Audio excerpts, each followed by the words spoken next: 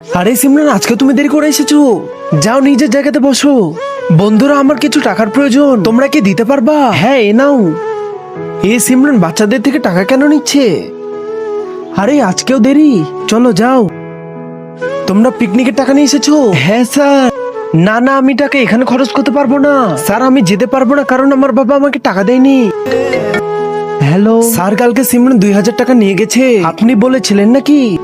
আমি তো বলিনি। আচ্ছা, আপনি পিকনিকের টাকা দেননি? আমি তো কালকে ওকে 5000 টাকা দিয়েছি। হ্যাঁ, তাহলে সিমরান সবাইকে মিথ্যা কেন বলছে?